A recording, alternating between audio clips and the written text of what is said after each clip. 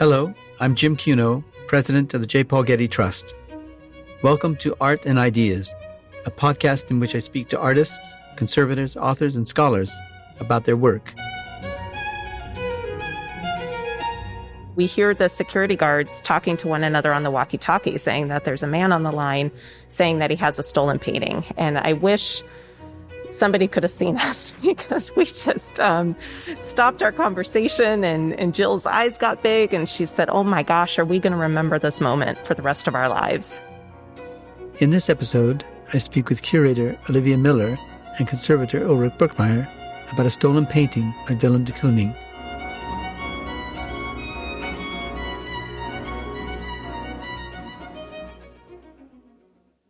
In 1953, Willem de Kooning exhibited a series of paintings on the theme of the woman. A year later, in 1954-55, he painted Woman-Ochre, which was given to the University of Arizona Museum of Art in 1958 by its owner, Edward Joseph Gallagher, Jr. The painting was regularly shown at the museum until 1985, when a couple distracted a security guard, cut the painting from its frame, rolled it up, and surreptitiously took it away.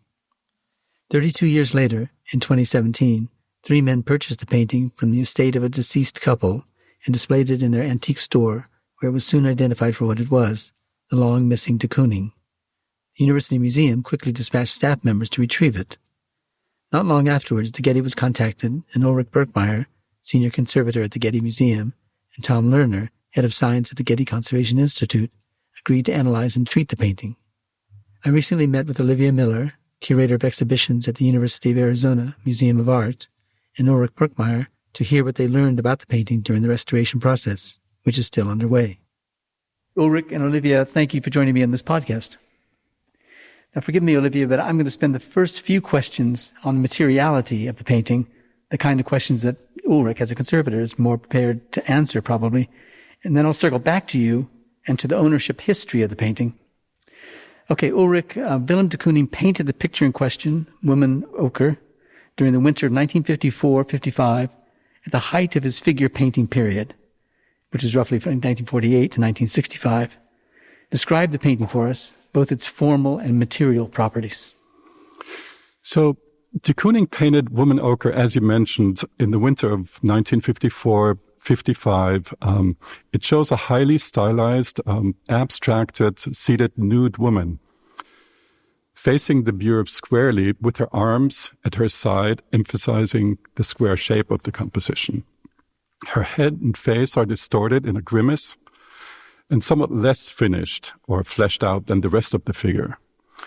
The figure is painted in hues of yellow, turquoise, red, green, and orange, and pretty much fills the canvas, which is about 30 by 40 inches in dimensions, and is set against a neutral gray background. So what is interesting to me is the title Woman-Ochre, because you don't really see much in terms of ochre in the painting. Do you think he knew what he was saying when he said ochre? In other words, do you think that the kind of brownish yellow colors that we see were ochre colors? Yeah. I think probably the overall effect of having these different colors and hues set against each other, the yellow, the orange, the reds, sort of make for a somewhat overall ochre effect. Yeah. In terms of how it was painted, how does it fall within his oeuvre? I know that subject matter-wise, it fits perfectly within the women's figure painting series that he painted, but in terms of the way it was painted, how does it fall? Yeah. I think it's probably best seen and understood in relation or in the context of the other works from this very prolific period of the 1950s that has the subject of the Woman series. It's a period that covers more than 2 decades, almost 3 decades, between the 40s and the 60s, during which de Kooning explored the female figure, and actually rather obsessively so, one could say. Early representations like the Queen of Hearts from 1943 till 1946 is still very much traditional and figurative. But in 1950, there's a clear break marked by Woman 1, which is now at MoMA, which was painted over a period of almost 2 years, with the painting constantly shifting, changing, morphing. In fact, de Kooning was famously unable to finish a painting, often struggling with some details for months at a time. Did he paint from a figure?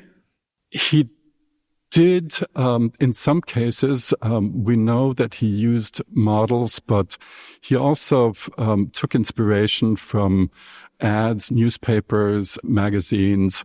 So the faces, the grimacing faces, are often inspired by magazine ads, actually. Now, I read in the mid-50s, when he was painting this picture, that he was no longer building up his paintings in these distinct stages, wet over dry, but rather wet into wet. What does that mean, wet over dry and wet into wet? And what would make him want to make that change?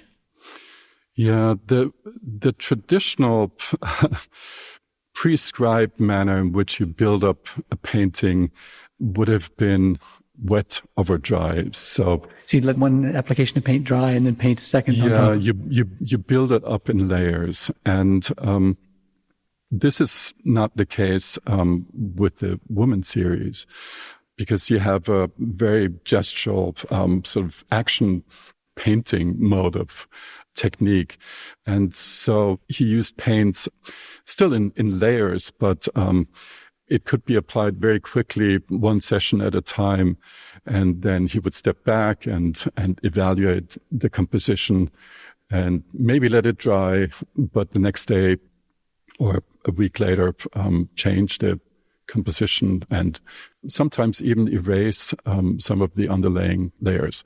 Now, this is not the case with Woman-Ochre, though.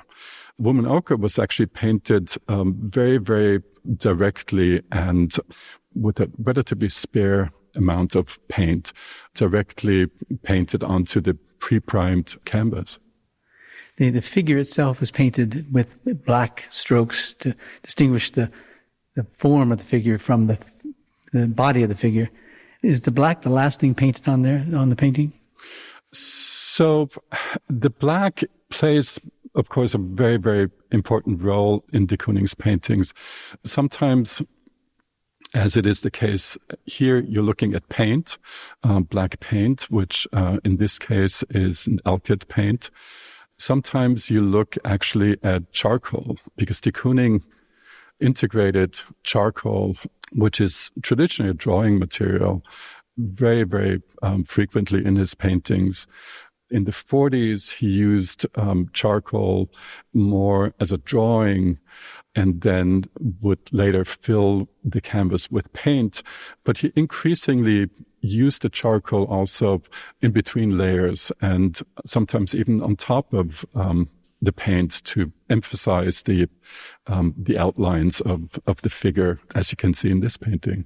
Yeah, I've read somewhere that one can find still the fibrous particles of charcoal blended into the paintings. What would be the effect of that and the visual effect of that? Did it sparkle on the surface? Yeah. It would definitely have a distinct effect, since the charcoal really has a different surface effect than the paint. But I think in his case, he really used it to go back in, re-emphasize some of the shapes, some of the outlines.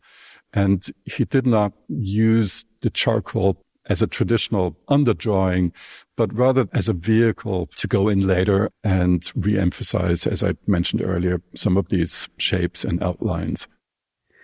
So during this period, it's also said that de Kooning adapted his painting methods and materials to his urban subject matter, the dense squalor of the city, as one author put it, and that this contrasts with the brightly hued paintings of the 1960s when he was painting in Sag Harbor on Long Island. Ulrich, do you buy that comparison between the grittiness of the city and the brightly hued paintings on Long Island? Yeah, that's a really good question, and I'm going to have to think about this one. I mean, I'm not sure I would go as far as saying that he adapted his technique and materials to the urban subject matter, though, maybe there is something to the statement. We certainly do see a shift in the use of materials when he moves to Long Island. And there were probably several factors involved. like the change of light, the state of his mind, the shift towards more abstracted, fluid compositions.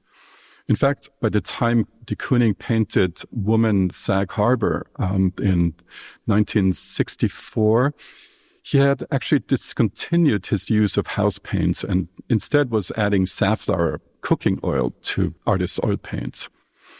He used these rather unconventional materials to be able to have a longer working time, so it would stay wet for a long time.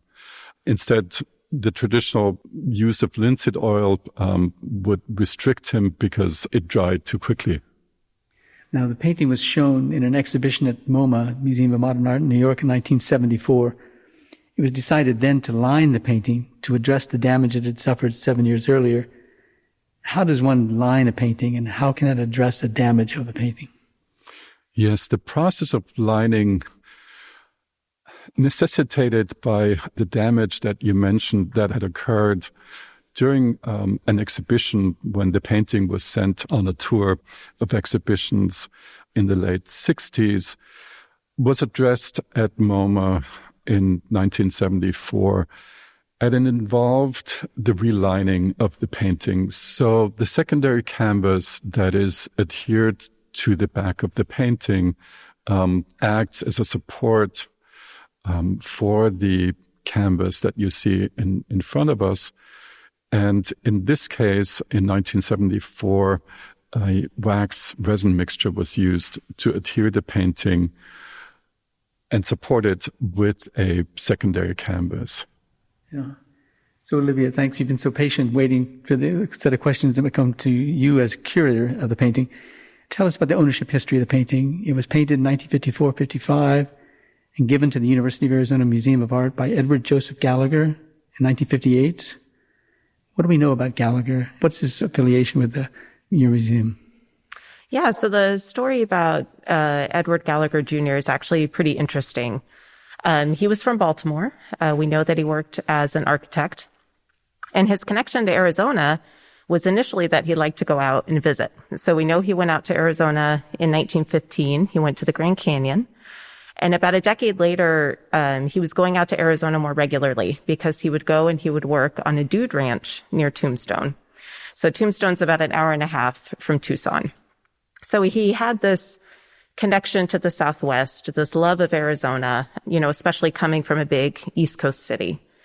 Now, his connection to the University of Arizona specifically started in November of 1957. So he had read an article in Life magazine. This article was called The Great Crest Giveaway. And it was, of course, about the Samuel H. Crest collection. So in the article, it was talking about this great act of philanthropy where Crest was donating his collection all across the country. And the University of Arizona at the time had a loan of 25 paintings from the Crest collection. So this caught Gallagher's eye, this act of philanthropy and then his love for Arizona, it stood out to him. And so that same month, he wrote a letter to the University of Arizona president, Richard Harville. And he said, I love Arizona. I just read this great article in Life magazine. I understand you have part of the Crest collection as well as the Pfeiffer collection. So that's a collection of 1930s and 40s American art. And he said, do you happen to have any contemporary French painting in your collection? So thankfully, somebody responded to him because this little note could have easily slipped through the cracks. We still have it. It's this little 5x7, chicken scratch piece of paper. But the dean of the College of Fine Arts responded to him and said, thank you for your letter. No, we don't have any contemporary French painting.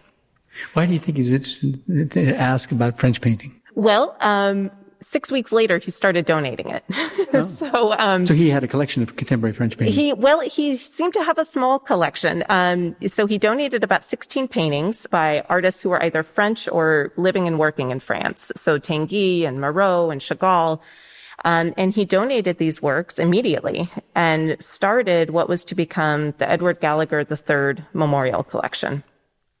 So over the next 20 years, he expanded this collection at the University of Arizona Museum of Art to about 200 works of art.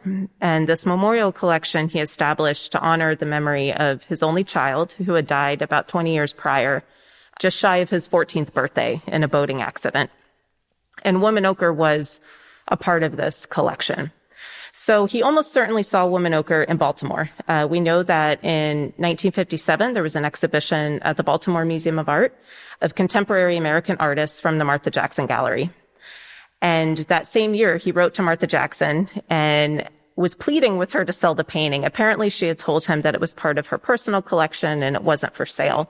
And he really urged her and said, please do your part to build this collection in the Southwest. Do your part to honor this young boy's memory. And she did eventually sell the painting, and then he immediately donated it to the university. So he never had it in his house. It wasn't any personal item for him. No, and that's a really interesting thing about the memorial collection, is that he bought these artworks over the course of 20 years. And we have incredible correspondence with him. He's really going around and hand selecting artwork specifically to come to the University of Arizona. I mean, he's really making very specific decisions because he really wanted this collection in the Southwest. He wanted students who didn't have the means to travel to big cities to be able to see the art that was being created in big cities. So this was not his personal collection that he built up over the years and donated. These were specifically selected. How was the painting received by the students and faculty at the university? They seem to have been really excited about it. We know that the university president thanked him for it, along with donating Woman-Ochre in this particular set of gifts that he bought from Martha Jackson. We know he also donated a John Holtberg and a Morris Lewis. And we know that the painting went on view to the public in 1958 at the museum. So they seem to have been really excited about the painting and overall really excited about Gallagher, because he wrote this letter, that initial letter in 1953, and that was a time when the university was really trying in earnest to get individual fine arts building. At the time, art classes were scattered across 10 different buildings. There was a little art gallery in the library, but by now they had this collection. And then you had the Crest Foundation who had this promised gift of 64 objects that was going to come, but they wouldn't give it until a building was built. So Gallagher, he came into the scene at a great time where they were really trying to set aside a space to really build a strong collection at the university. Now, the painting was stolen the day after Thanksgiving in 1985. Tell us what's known about the theft, how it happened, and what its effect was on the university and the museum staff after that extraordinary story you just told us about how it was embraced by the faculty and the students at the university. Yeah, so what we know, again, like you said, the day after Thanksgiving in 1985, we know it was in the morning, and the building was just starting to open up for the day. There was a man and a woman sitting outside in the courtyard, and a staff member entered the building, and they came in behind him. The security guards had not yet all taken their positions in the building. The man proceeded upstairs to the second floor, and the security guard began upstairs to go take her position up there. But the woman stopped her to talk to her about the painting that hangs in the stairwell. We now know that that was clearly a method to distract her and prevent her from going upstairs. About 5 to 10 minutes later, the man came back down and the couple left the museum. And the security guard continued upstairs, walked through the galleries, and that's when she realized that Woman-Ochre had been cut from its frame, leaving only the wax lining behind. So by the time the security guards got outside, the car was gone. There was a witness who described the car as being a rust-colored sports sedan with louvers in the back window, but they weren't able to get a license plate number. They did not leave behind fingerprints, and unfortunately at the time we did not have a video camera system at the museum. And so although the University of Arizona Police Department followed up with a number of leads and got a number of statements, the case went cold very quickly. We know the director was quite obviously horrified. He was also really upset because he knew that the museum was vulnerable. But despite this, he still maintained a sense of optimism. He said, I think there is a good chance that the painting could come back. And I really wish he would still be alive to be able to see it come back, because he was right. What about the alleged thieves? What do we know about them? Well, what we know is the painting was stolen in 1985, and it was found in 2017 hidden behind the bedroom door. Well, I say hidden, hanging behind the bedroom door of a couple named Jerry and Rita Alter. Jerry and Rita Alter were from New York. We know that Jerry worked for the New York City schools as a music teacher. And we know he retired fairly young. And he and his wife and their 2 children relocated out to Cliff, New Mexico. Cliff is a very small town. They moved out there in the late 1970s. Even now, it's still fairly remote. There's only a few hundred people who live there. So I can only imagine how small it was when they lived there. How far from the university is it? Cliff is about 3.5 hours from the University of Arizona, and it's about 40 minutes from Silver City, New Mexico. So they went out there in the late 1970s. They bought about 20 acres of land. They built a house there. Rita worked as a speech pathologist for the public schools. And Jerry, we know he was a musician. We know he was a Sunday painter. His house was covered in his paintings. And we know they were very adventurous. They traveled to more than 100 countries. They left behind all kinds of travel journals and photos. And we know they had family in Tucson. Oh, tell us about the theft of the painting and the effects of the theft on this painting itself. Yeah, the effects, the damage of the painting that was suffered as a result of the rather violent 1985 heist or theft were dramatic and traumatic as well. So when I saw the painting in, I think, 2018 for the first time, it was stretched onto a new stretcher, had a simple gold frame, but... Maybe you could tell us what a stretcher is. A stretcher is a wooden support frame that is used to lend support to the canvas in order to be able to install it in a frame. At the time of the theft in 1985, the painting was still glued to this secondary canvas that was applied during the 1974 treatment, but the thieves actually ripped the painting off that lining canvas during the theft. What would be the effects of that on the painting? Well, the effects were horrible. And so you actually see, as a result of ripping the canvas off, cutting it out and ripping it off the lining canvas, you see these horizontal damages that are throughout the painting surface with considerable amount of loss associated, but also some lifting of the paint, which to us suggested that after the painting was pulled off the lining canvas in 1985, it was possibly rolled face in, which caused some of the lifting along these horizontal losses that you still see. Yeah. Olivia, when did the alleged thieves die? And I say alleged because I think the case has not been closed. And what happened to the painting after their death? We know that Jerry died in 2012 and Rita died in 2017. So when Rita died, she had left the estate to her nephew. And her nephew, from what I understand, came to the house, dealt with some of the personal effects. And then ultimately, he needed to sell the house. And so he was working with a real estate agent, and she called a store in Silver City, Manzanita Ridge, that's owned by my 3 favorite people in the world, David Van Acker, Buck Burns, and Rick Johnson. And she called them up and asked them to come and look at the estate because at their store they sell antiques and high-end furniture and things like that. And so she invited them to come out. So they were the ones who went out there and they were looking at a piece of furniture in the bedroom, and they had to close the door in order to really get a good look at it. And that's when they saw the painting hanging on the wall. Ultimately, they ended up paying $2,000 for the whole estate.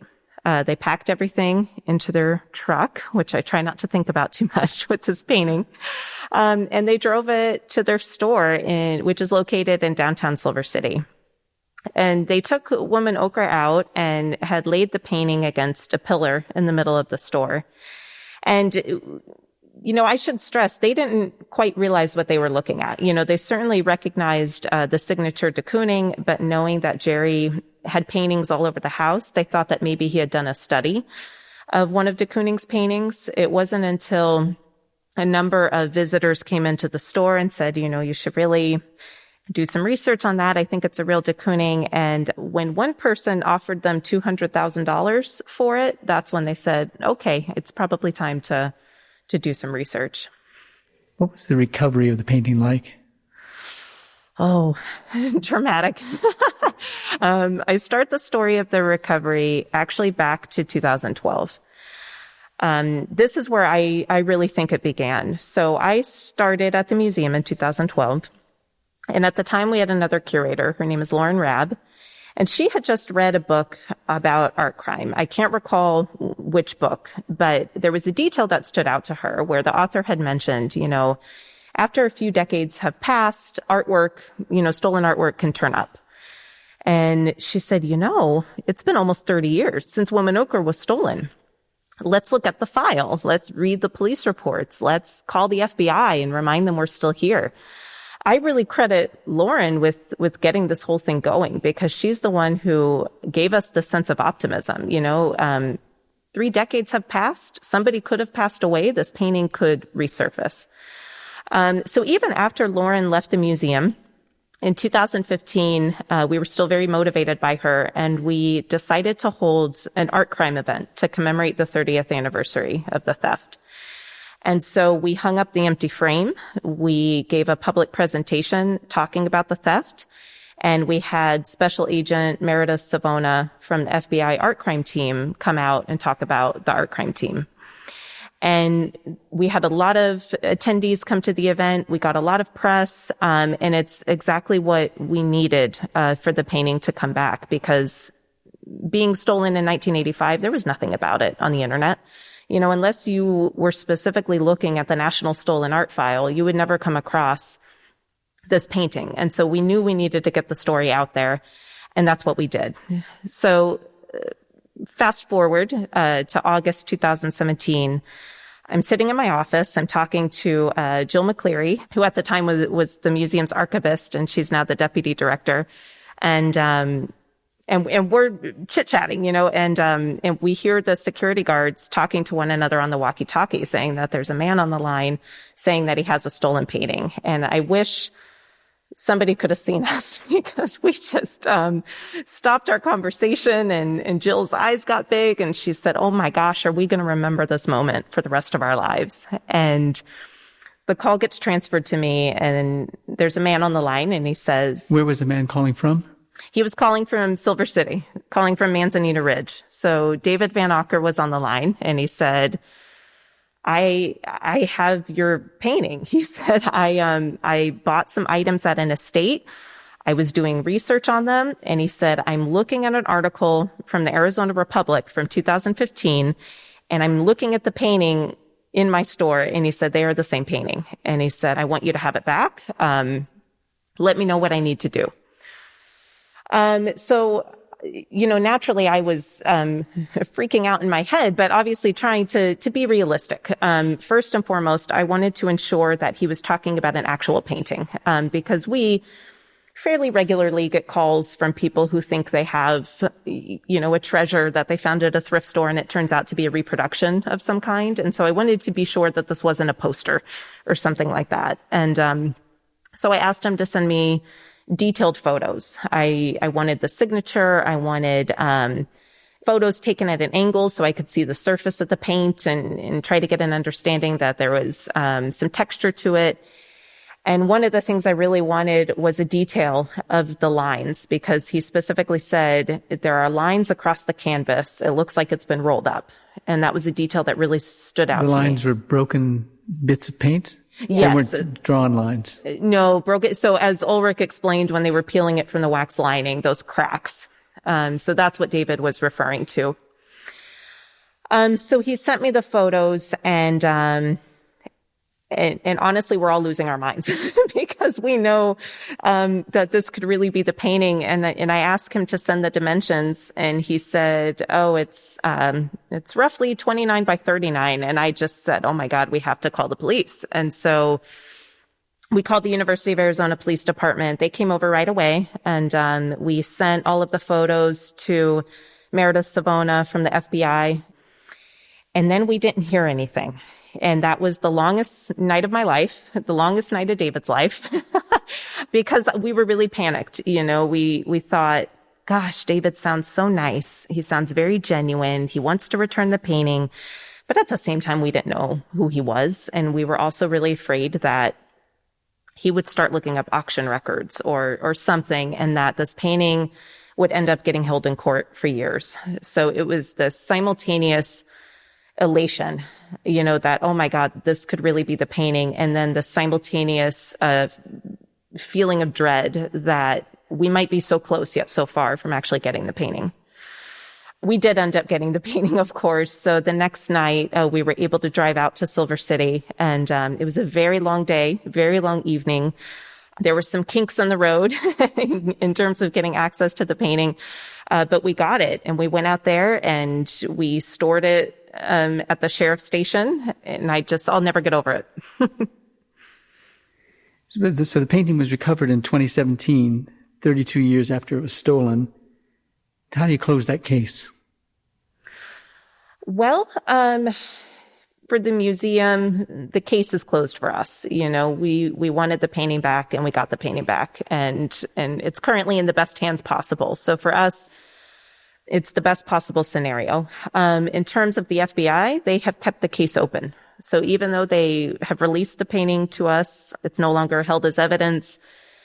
They have kept the case open, and I'm not sure why. They haven't told us anything. I don't know if we'll ever know, first of all, exactly if they were indeed the people who stole the painting, and if they were, exactly why. It's hard for me to get into the mind of why somebody would steal a work of art, but what we do know is that they were very adventurous people. All of the travels they did around the world. We know that Jerry loved painting, and we know that they had family in Tucson. So perhaps this was just, another adventure to kind of check off on their list. It's really hard to say. It's hard not to think that they could have been the thieves, especially because Jerry Alter wrote a book called The Cup and the Lip, and it's a sort of semi-autobiographical compilation of short stories that are all really bizarre. And one in particular is called The Eye of the Jaguar. And it's about jewel thieves, a grandmother and a granddaughter who go into a museum and steal an emerald. And there are some parallels to what happened at the University of Arizona. But the strangest and kind of most eerie part about the story is that it ends with describing how they got away with the theft, and that there are only 2 pairs of eyes there who are able to see this emerald. So when we think about that and this painting hanging in their bedroom behind the door, it does make you wonder. Now, when and why did you contact the Getty about conserving it? We reached out to the Getty in 2018. So the FBI kept the painting. I mean, we had it in our possession, but they were holding it as evidence for about a year. So 2018, we were finally able to start making decisions about where it should go for conservation. And it was actually Susan Lake, expert on de Kooning's materials. She was the one who said, you might want to contact the Getty and see if this is a partnership that you could arrange. And it was the most obvious choice for us for a number of reasons. One is we had lent a Pacino painting to the Getty back in 2012 for an exhibition, Florence at the Dawn of the Renaissance. And we were just so impressed with the really holistic approach that the Getty takes to their exhibitions, where there's this harmony of art history and technical art history that come together in really creative ways. Logistically speaking, it made sense because the Getty has everything. All of the people are here. All of the equipment is here. We didn't want the painting to have to bump around from a studio to be driven over for, technical analysis, and all of the resources are here. And lastly, and probably most importantly, apart from getting the object conserved, is we really want to make up for lost time. This painting was stolen. The public was deprived of it for more than 30 years. And we want as many people to see it as possible. We want something good to come out of it. And we know that the Getty is really incredible of not only advancing the field of Technicolor history and getting new scholarship out there, but also disseminating this information in ways that is really accessible to the public. And so we know a lot of people will be able to come here and see it. Those who can't come will be able to experience it in other ways, digitally. So for us, it's truly the best scenario we ever could have hoped for. And we're really grateful that the Getty took on this project. So Ulrich, you and your colleagues have been working on the painting for some couple of years by now, I guess. What's the status of it? What was it like when you first saw it? And what is it like now? Yeah. First of all, Olivia, thank you so much for entrusting us with this painting. It really takes a village. And as you heard, the damages resulting from the theft were considerable and very complex. And so it took a lot of study of the material analyses, and then hundreds of hours of careful consolidation of the paint surface, both of which, executed by my brilliant colleagues, Tom Lerner, the head of science, but Laura Rivers, conservator here at the Getty, has been spending hundreds of hours working on the surface, setting down paint along these horizontal damages that you see that were really... Tell us what you mean by consolidating the paint surfaces. So, as a result of the theft, you had all this paint on the surface along the horizontal lines where you have losses of paint, where the paint actually lifted up. And so you have... Because it was rolled up. Well, it was probably rolled up, and if it was rolled up, it was rolled face in, which caused the paint actually to sort of crush against each other and cause some lifting along these losses. And so Laura spent a good amount of time during this past year under the microscope, carefully setting down every single flake of paint, bringing it back into a planar state where you can see it now. So right now it's actually loomed out, if you will, on a temporary stretcher.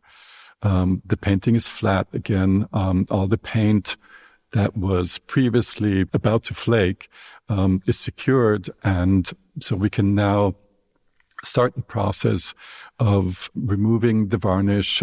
There's actually a couple of varnish layers. One that was applied during the 1974 MoMA treatment. So there is a synthetic surface coating that needs to be removed together with a more recent varnish that was probably applied by the thieves. Really? How do you know that? Or how do you know when in the process of ownership of the painting was it treated? We only know of the 1974 MoMA treatment, and we have very, very thorough and careful documentation of all the materials and techniques that were used during the MoMA treatment in 1974. So we knew what to expect in terms of materials from that conservation treatment. But what we found was an additional varnish, a natural resin, which could not have been applied by anyone else but the thieves or by someone who was working for the thieves. But with Jerome Alter being a Sunday painter, I would assume that it was probably him attempting these rather amateurish attempts at restoration. Yeah. What's next for you in the conservation of the painting? So the next step, now that the surface of the painting has been consolidated, will involve the removal of those varnishes of those surface coatings that I just mentioned. And then we'll move towards the phase of reuniting the cut tacking margins, the border that was left behind when it was cut out from its frame, reuniting these borders with the canvas in front of us, and which will probably involve a relining of the painting, but then we'll reintegrate those losses, so they'll be in-painted. And so the healing process had started, and we're a good way into the treatment. Olivia, what's next for the painting for you?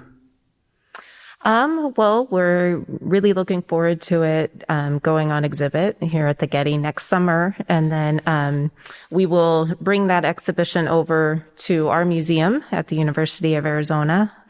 And once that exhibition is over, we plan to reinstall it in the permanent collection galleries where it always should have been. Yeah. Well, it's an extraordinary story, and it's a fabulous painting. Congratulations to both of you, and thank you for sharing the painting with the Getty. Thank you so much. Thank you so much.